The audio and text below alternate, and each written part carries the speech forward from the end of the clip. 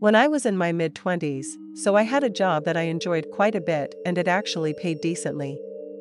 Basically, without getting into details, I would drive all over the state delivering medications to people that couldn't otherwise pick them up from a pharmacy for one reason or another. The work aspect of the job was straightforward, if not a little boring. It was the driving part of the job that I loved. I'm someone who absolutely adores podcasts of all type. And because my day was spent mostly driving, I would just devour hours of content. Some may find that boring, but for me, that was like a dream job. One day, I had to make a delivery that was in the middle of nowhere. I mean, quite literally, there was nothing nearby. I passed by a small handful of farms, and that was pretty much it. The closest town was probably 30 minutes away at least. I eventually pulled up to the shack that was barely eligible to be considered even a home, I would say. It was honestly sad, but the guy didn't seem to care too much. I dropped off his medication, started my long journey back to civilization. My next drop was over an hour from this location. So I knew that I was going to get a nice chunk of podcast, and the first hiccup came when I was leaving the man's house. I had no service at all. So I couldn't put the new address into my GPS. And worst of all, I couldn't load any podcasts. I looked at the route that morning before I started my trip, and I believed that I had a general idea of where to go. I just wasn't confident I started in the direction that I thought was the correct way and hoped for the best. While driving, I enjoyed the sunshine cooking me through the windshield. Every few minutes, I would check my phone to see if any service came back. But it was still no use, unfortunately. And then came hiccup number 2. While I was driving down a long, empty road of nothing, I must have hit something on the road because I slightly lost control for a brief second and I had a flat tire, which was just perfect. I got out to change the tire. And of course, hiccup number 3 came. There was no spare tire in the trunk. At this point, I was feeling like crap. I had no idea where I was, no service on my phone. And now I had a flat tire on the side of the road. The only silver lining here was that it was beautiful outside. Something about the thought of being stranded on the side of the road in the middle of the night seemed scary, but the same peaceful being stranded on such a beautiful day. I sat on the side of the road for a while trying to figure out what to do. I didn't know if I should walk until I saw a farm or a town. And the problem is, if I walked, I would have to leave the vehicle and had a lot of sensitive material in the car. I thought about maybe just sitting there until maybe someone would drive by that could eventually go get help. But that seemed unlikely since I saw maybe 2 cars since I got to this area. I wrestled with the idea for a while, and then a small miracle happened. Or at least at the moment, I considered it a miracle. A car drove by. And when he saw me on the side of the road, he pulled over. There was a bigger man who got out of the car and started making his way over to my vehicle. And in the soft, but very deep voice, the man said, "Looks like you could use a hand." I explained the situation about not having a spare or any cell phone service. And the man just chuckled and said, "Here, phones don't really work around here. If you want, I can give you a lift to my place and you can call someone. It's only a few more minutes up the road." Now, ordinarily, I would never agree to do something like that. But at this point, I was honestly desperate. I locked up my car tight and decided to leave everything in the car, figuring that it would be safe for a little while I was gone. I agreed, and I got into this random kind gentleman's car. And the first thing I noticed was the horrific smell. It smelled like the man hadn't showered in 50 years. The car itself was also filthy. Trash and cans lined the floor of the car. As the man started driving, I looked down and noticed the cans at my feet were beer cans, which didn't make me feel safe. I just kept telling myself that this man was helping me and I needed to be nice. A few minutes later, we pulled up to a barn that looked like it was falling apart. They had a silo, at least I think that's what they're called. Those big cylinder things that barns have in the silo had a giant hole in it. The barn itself was falling over. The roof looked partially caved in. But the most glaring thing I noticed was that there was no farmhouse at all, it was just this old barn. Before I could say anything, the man said, "What was just inside there, son? Make your call. And I'll take you back." I opened the door and took a few steps towards the barn. I'm not sure what was running through my head at that moment, that it caused me to believe that this barn had a phone. Maybe he was leaving that rundown shack at my last stop. Or maybe I was just an idiot. But either way, I started to slowly make my way to the barn.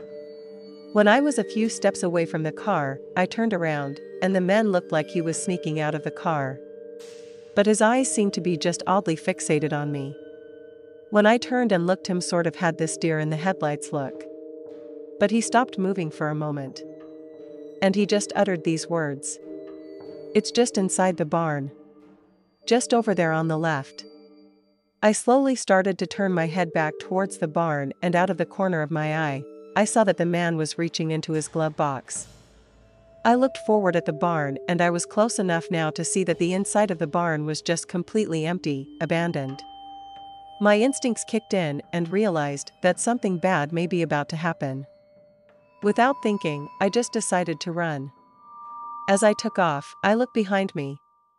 And the man was inches from where I was just standing, get a large blunt object in his hand that I think was some sort of pipe. But I couldn't be sure. I just kept running, trying to keep my distance from the road, my heart about to explode. Thankfully, it was so sunny that I could actually see where I was going. And it finally ran far enough, and I got service on my cell phone. I was able to call the cops and try to explain to them where I was. And I tried to give them a brief description of the man in his car and everything that was happening. I didn't think it was a good idea. But the police told me to carefully make my way back to my car, which I did reluctantly. I was able to get there, and the police were already there. But thankfully the man wasn't. I gave my statements and told them exactly where the man took me. Unfortunately, the man's car or description didn't match any of the folks that lived in the nearby areas, and they seemed to be pretty familiar with everyone. We got my car towed. And the day ended at that moment. As far as I know, the police never found this man. But honestly, it seemed like they didn't care too much when I was given my statement. Thankfully, I'm sitting here today able to tell the story. But if I didn't run when I decided to run, I could have found myself in a very much different situation. Every time I drive by a barn, now I'm reminded of that horrible afternoon. It just goes to show sometimes monsters don't always hide in the shadows of night and can lurk even on the brightest of sunny days. Car trouble is the worst. With all the other things we have to deal with on a day-to-day basis. If your car breaks down while you're already late to work or heading to a first day, can sometimes feel like the last straw. And for this and a few other reasons, I have transitioned from buying cars to just leasing. I love the low maintenance and reliability of swapping out cars every few years. And the story I'm about to tell you took place 4 years ago. I brought in my SUV for routine maintenance, and they said that there was a recall that needs to be fixed. I said that was fine, as recalls don't cost any additional money. After waiting a few hours for all the work to be done, I headed home to continue to the rest of the day. But once I hit the highway, my check engine light came on, and the car wouldn't go above 40 miles an hour. I turned around and brought it right back to the shop. They said that whatever they use under the hood to fasten the recall can be detached, and they would fix it right away. I was pretty annoyed, but glad it seemed like an easy fix. Now fast forward to 4 days later, and the same exact thing happened. The check engine light came on, and I couldn't accelerate beyond 30 to 40 miles an hour. I called the shop and let them know that I would be bringing it in immediately, and they kind of tried to push back and said that I needed to make an appointment. I voiced my frustration and let them know how the car had been working perfectly until they did whatever they needed to do with the so-called recall. And I brought my car in. I was met by someone named Jerry, a tall bearded guy with a few missing teeth. They said he was sorry for the inconvenience and said that I just needed to fill out a little paperwork so they could fix the recall again. It asked for my address, phone number, email, and I'm sure a few other things that I just raced through to finish after about 45 minutes, and Jerry came back out and said that he personally took care of it and it should be all set. It gave me a wide smile, which looks like a graveyard with all those missing and chipped teeth. I said thanks, headed to my car where the keys were sitting on the seat. As I got in the car and started to leave, I could see Jerry kind of flagging me down. I rolled down my window and he said, "I just want to make sure there's nothing else I can do for you, anything at all." I paused for a minute. And so now I'm all set and rolled on my window, hoping that he would get the hint. Now fast forward about a week, I was still worried every time I drove my car that the issue was going to happen again. It was a long week at work and I was excited to get some food and sit on the couch and do nothing for the night. About halfway into a movie I was watching, I got a call from an unknown number. I answered it and no one said anything on the other side. And annoyed I respond, "Hello. Hello." But still nothing except for this very faint sound. That sort of sounded like whispering of breathing. I hung up and went back to the movie. And about 5 minutes later, I get a call from the same number. I decided to answer again and this time still no answer. But I get to hear the breathing much more clearly in this time. "Can I help you?" Still no answer. I just hung up and blocked the number on my phone. I dozed off on the couch and woke up to what I thought was lightning, or I thought maybe the TV had gotten really bright but the TV was off. As I tried to gather my bearings, I noticed the flash again coming from my window. I jolted over to my window and experienced one of the most terrifying things in my life. I saw that there was a man and they were running away from the side of my house heading to a car parked out on side the road was difficult to town. But once my eyes adjusted, it was clear. I ran to my front door to see if I could get a better look or maybe a license plate number or something. All I saw was that it was a red rust bucket with a bunch of Sunoco gas stickers on the back. I called the police reporting the incident. I knew that there wasn't much they could do. But the important thing was to get it filed to one, be safe, and to hopefully get some more patrol cars serving this area. The following week on my way to work, the car issue happened for the third time. And this time I was irate. I called and embarrassingly was not very pleasant on the phone with the auto shop. I said I was coming in as soon as I could, and I expected the fix to be permanent. Or they will be replacing my leased SUV with a new one. I went in and spoke to the manager again, voicing how upset I was and that I expected a fix. Or I'd be asking for a new vehicle that wasn't having so many issues. They assured me that they would fasten it so that it would be more likely that the hood would fly off than this being an issue again. At least that's what I remember them saying. After waiting only about a half an hour, the manager came out and again apologized and said that they would be waiving any costs for the service. As I was leaving, I stopped dead in my tracks. I saw the same red car with all the stickers on the bumper. I didn't know what to do. I literally was just standing there staring until I saw someone walking up towards the vehicle. It was that guy, Jerry, the toothless wonder that I mentioned earlier. I got in my car and drove off and headed home.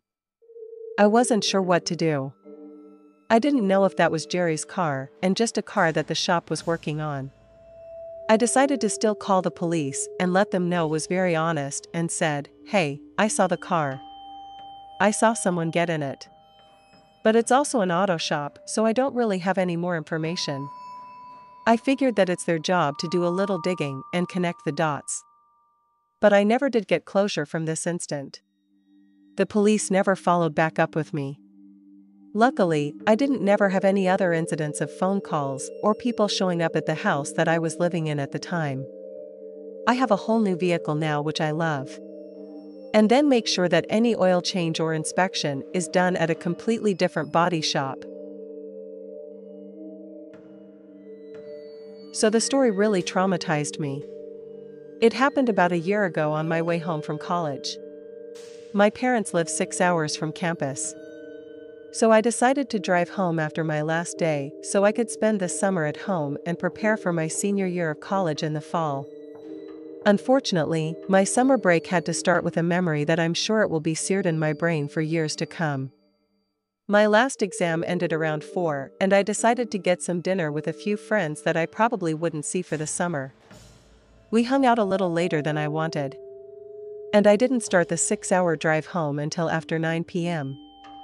I was looking at getting home at around 3 a.m., which my parents were not thrilled about. The drive wasn't bad. From the restaurant we ate at, it only takes about 10 minutes to get to the highway, and then it's almost a straight shot to my hometown. I love to drive, especially at night. The traffic is light. And there is something about just traveling great distances in a vehicle that really makes me feel alive. I could sit alone with my thoughts or jam out to some early 2000 hits and just be happy as a ham. Luckily, I usually stay up late, so I wasn't worried about getting tired or anything like that. When I hit the 2-hour mark, it started the storm pretty badly. It was that sideways rain that made it incredibly hard to see the sign to be safe rather than sorry. I pulled into a rest area. It was one of those 24-hour gas stations attached to a fast food restaurant. So I figured that I would get a Red Bull and maybe something to eat and read for a little bit until the rain subsided. After all, for the first time since that school year started, I finally wasn't in a hurry. I took some snacks to my car, found my book in my bag, and started to read. What was nice about this rest stop was that it was kind of busy, even though it was 1 in the morning. So I felt pretty comfortable sitting in the parking lot reading. The rain started the staff and slowed down to a light sprinkle, but I wanted to finish the last chapters since I only had a couple of pages left. As I was finishing up, I could hear the sound of heavy panting outside the car, almost like gasp of air. After a few seconds, I finally looked up from my book, and there was a woman pacing right outside my car. She looked hysterical and upset. I hate to judge people, but she looks a little crazy too, so I just tried to ignore her. Within seconds of putting my head back down, the woman ran up my car and started to bang on my window. She was screaming, and it almost seemed like she was trying to open my door. But I can't be too sure about that. I didn't say anything. I just sort of looked at her and tried to process what was happening.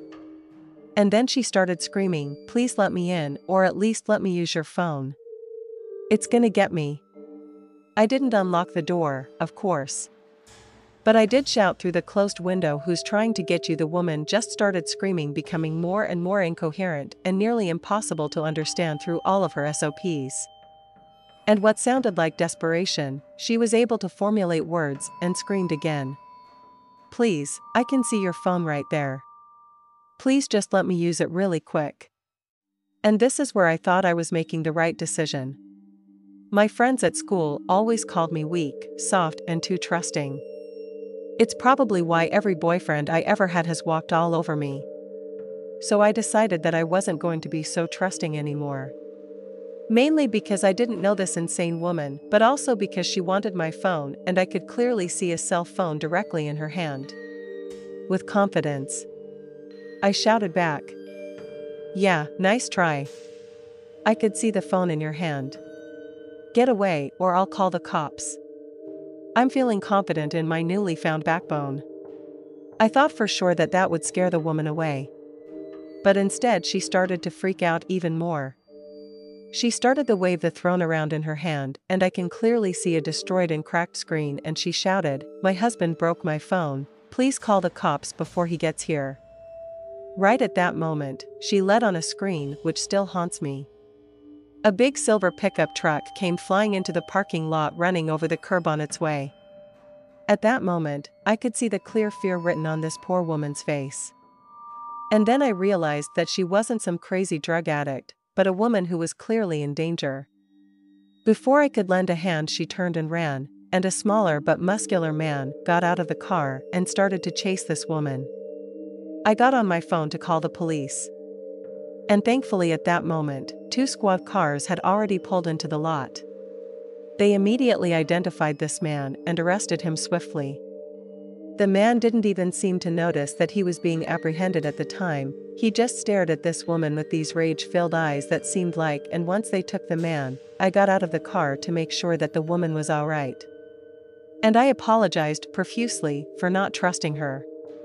She called someone for a ride, and I sat in the parking lot for a while longer trying to calm down from what I just witnessed. I went inside to grab a coffee for the rest of my drive. And I was speaking to the woman at the cash register for a little while. She told me that the woman had run in there going crazy yelling about her husband trying to get her and that they needed the call for help. The cashier told me that they get dozens of crazy people in there every night and she can't be sure who was telling the truth or who was just messed up.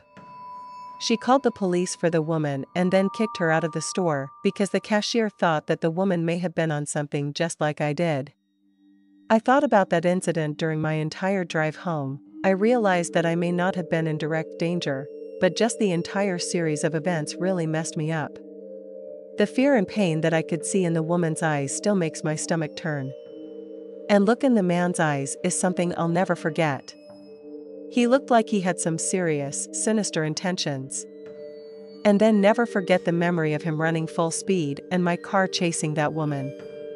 To this day, I don't know what happened to that man or woman, and most disturbingly, I don't know what motivated that man to do that night.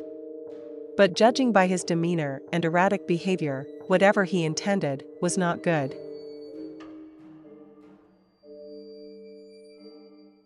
For a long time, my family and I have made a big difference in my small community.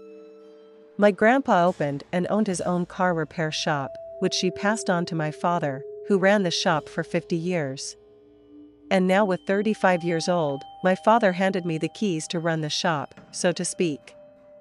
I love cars and being able to solve the issues that come up. But honestly, I enjoy being able to help the people in the area. And I know this for a fact. But judging by stories that I see online, and just seems like a lot of mechanics out there try and take advantage of their clients to make a few extra bucks, but not me. Most of my customers are the locals that live in the area or nearby. Often we get customers from nearby areas just because of a reputation. And a time where many people are struggling financially, it benefits to save a few bucks here or there. Occasionally, we'll get a customer who is traveling through my hometown, isn't far off an exit that pretty much is in the middle of nowhere. If I'm being honest, at least a couple of times a month we'll get someone on a cross-country trip or something like that ends up having a flat tire or engine trouble. I would say that 99% of the time these folks are friendly and go about their business when finished.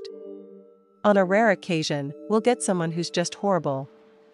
Several months ago, I probably had the worst customer in all my time doing this job. This customer wasn't just bad. She was borderline evil. The day started like any other day, slow for the most part other than an oil change. And around noon, a beautiful woman came strolling in. She was driving a white Volkswagen. And I knew right away that she was from out of town. People in my town didn't look like this woman. I don't mean that as an insult to this woman or the people of my town. It's just the way she was dressed. The makeup she had on. Even the way she talked was nothing like the people here. And the van wasn't a dead giveaway. The Vermont license plate was, considering that it's almost a day's drive from here.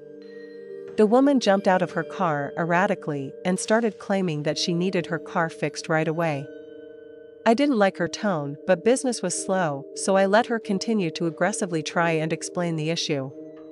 She seemed confused and stuttered over her words a little bit. She claimed that while she was driving, the engine started to get really loud out. And if she took the car over 50 miles per hour, that would start to shake. Then, in an arrogant tone that still bothers me, she said, "You'll fix this car right now." It was like she was trying to use a Jedi mind trick or something on me. And it took everything I had to not turn her away. But against my better judgment, I took the car in.